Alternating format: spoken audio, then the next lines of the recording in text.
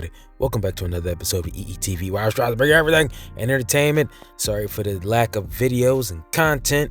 I have been sick, but now I'm starting to feel just a little bit better, so I'm going to bring you content. I will be releasing several videos. The Power Rangers video is coming up, as well as the Power Explained video for Brian Solari, of the leader of the Alpha Corps. But today's video is going to focus on the character that got me into comic books in the first place, Peter Parker, aka Spider-Man. Ultimate Spider-Man #1 was released yesterday, and out of all the covers, the cover I went with was the Ryan Stegman cover, because I just liked Peter being a family man and everything that portrays with it. So let's begin. I'm not going to do a play-by-play, but I'm just going to give my thoughts on it. I thought the book was very interesting. Now, I will warn you now, those who are not big comic book heads like myself and other people that you've seen on YouTube, you may find the dialogue very lengthy in this one. The dialogue was very lengthy, but the way Johnathan Hickman was telling this story, he's telling this story as if you're right alongside with Peter, or you're like from the watcher's perspective, you're watching Peter Parker go through this thing, instead of getting straight to the action, him and Spider-Man, and then going back and forth and seeing segments of the past showing what happened. No, Johnathan Hickman did not go that route. He went the route of just linear storytelling just for this first issue, and we see a 35-year-old Peter Parker in a marriage with Mary Jane, and they have 2 children. The son's name is Richard, and the daughter's name is May. And this takes place after the events of the Ultimate Invasion and the Marvel Ultimate storyline, and it picks up from there with a lot of the people who you know traditionally as heroes in the Marvel universe are not heroes. And if you haven't already known, Aunt May, and along with Harry Osborn's parents, Emily and Norman, along with Aunt May, have been killed in a terrorist attack that was blamed on Tony Stark, but it wasn't Tony Stark's fault. But we'll go into that later. And this book is taking place because they're having a memorial to all those lives that were lost during that terrorist attack. And the book goes through linear storytelling, and Peter knows that something is off. And by the end of the book, he knows what's off, because he finds out through a message from Tony Stark, which he does not know in this universe, that what I just explained earlier, that a lot of people who were supposed to be heroes are not heroes, and here's your chance to be one if you want to be one.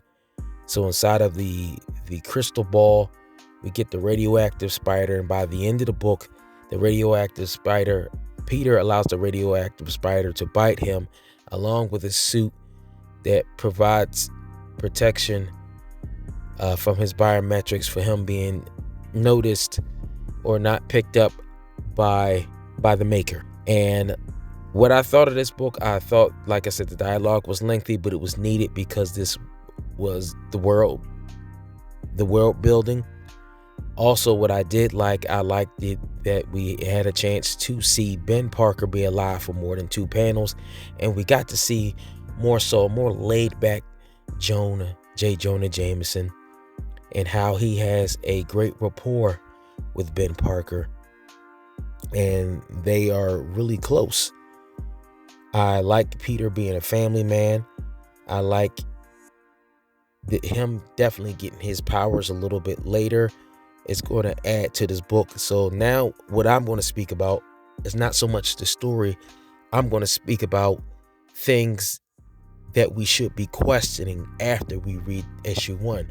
What we should be questioning is this. The first thing that I can nitpick right now is having read Spider-Man a lot.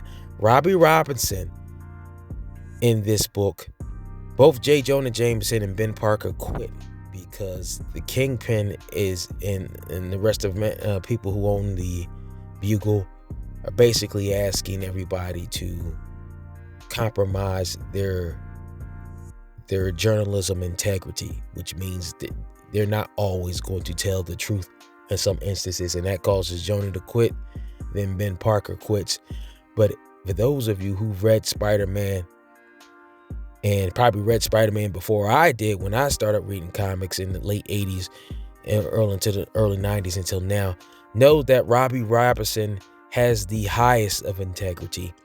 And even though they do it in a more realistic route, that Robbie is older and he only has 2 years before he maxes out his pension, so he's not going to make any waves, so he can ride off into the sunset of his retirement, and he doesn't make any trouble, so he doesn't cost himself any money.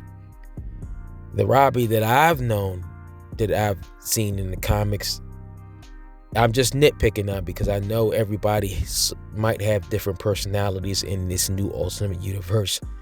But the Robbie I've always read in previous comic books, regardless of who the writer was, had the highest of integrity, and he would have left along with Jonah and Ben Parker if Wilson Fisk asked him to do so. But once again, that's a nitpick. He might join them later on. We'll see. But that's the only thing I can nitpick about this issue. Now, the things that I am questioning, the things I'm questioning is this. What kind of Spider-Man are we going to see here? Is it going to be a learning curve? Or is he going to be better at certain things because he's older? Because remember, the original, when Peter Parker originally got his powers, he's 15 years old. But now, this is 20 years later, this Peter Parker is getting his powers at the age of 35. Now, what that tells me is, since he is not an adolescent, that we may or may not, I'm going on both sides of the fence here, we may or may not receive a stronger Spider-Man. Because since Peter Parker was 15 when he originally got it, he had a chance to grow with his powers. Hence, when young men go through adolescence, they grow stronger, so his powers grew stronger. But now we have an adult Peter Parker who's no longer going through adolescence. So is he going to be stronger because he's an older male approaching his prime? And that's what I'm going to lean about. I'm going both sides. We're going both sides. We might get a Spider-Man who may be slightly weaker when it comes to actual strength because of the age of where he got his powers. But then again, we might also get a Spider-Man who might be stronger physically because he didn't get his powers until the age of 35. Hence, you got a full-grown body that's not going through all the changes that a 15-year-old Peter Parker would go through. So that's what I'm saying. Now, also, am I saying we may or may not have a Spider-Man who may have greater agility? But once again, I'm going to lean on the other side that he is going to be just as agile, because that was one of Peter Parker's attributes as Spider-Man that we all know him for, because of his agility. Now, also, what's going to go on? How is him being 20 years older? How is it going to affect his spider sense? Is he going to more so lean on definitely going with the spider sense, or is he going to constantly second guess himself because he's older and he's not quite sure to do what he has to do with his powers? And then another thing, when it comes to not even his powers, that's something else that we're going to have to look out for in these issues. Is he going to go through times where he doubts himself? And how is he going to overcome that doubt? That's going to be a nice storyline. Also, I do think, since him and Mary Jane in this universe have a tight-knit relationship, that he will tell Mary Jane that he is Spider-Man. But also, I'm wondering if they're also going to tell the children.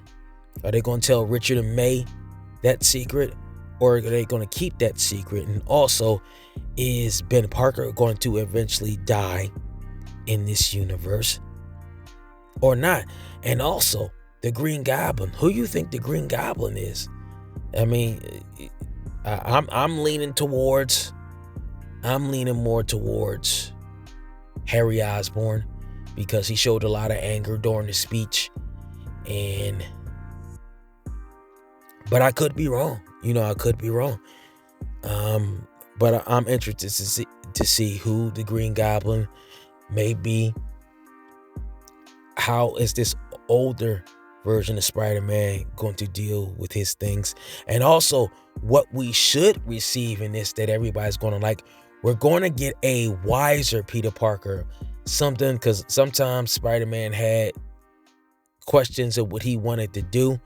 But I think we're going to get a wiser Spider-Man, since he is older and he's used to making decisions because he's a family man.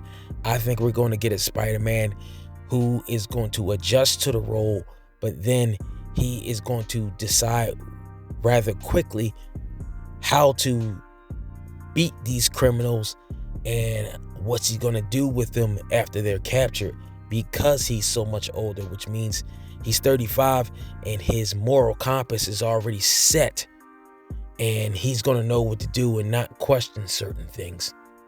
But I do wonder if Johnathan Hickman is going to go the route what maybe Peter might, not now, but further on down the line, come into a villain that he may know in his personal life. How's that going to affect this 35-year-old Peter Parker? I want to see that. And what also I want to say, is he going to tell Uncle Ben about these powers? Well, that's all I have for that one. But those are the things that I'm definitely going to question. I'm definitely going to question how this new Spider-Man is dealing with his new powers. Maybe is he going to get an extra set of powers because of his advanced stage? That's another thing to look out for. Look out to see if he gets an extra added power somewhere because of his advanced age. Now, also because of this, another thing before, is he going to have organic webbing, or is he going to have to make the web shooters? Are we going to see this version of Peter Parker works at the Bugle? So how is he going to use his current, I just got it. His investigation skills are going to be better. Now, the main Peter from 616 is more of a scientist, but this Peter Parker is a news reporter, so his investigative skills are going to be more on point. So if his investigative skills are going to be on point, then his analysis is going to be better. Now this is just a stab in the dark, so I don't know about this because I only read the first issue. His investigative skills are there, which means his analysis is going to be better, which means he's going to be better about figuring out, who certain criminals are, and it just might make his spider sense better because of who he is already. Well, tell me what you think about that. What you did think about Ultimate Spider-Man issue number 1. Like, share, and subscribe if you feel like it. I'll see you in the next one. Take care, everybody.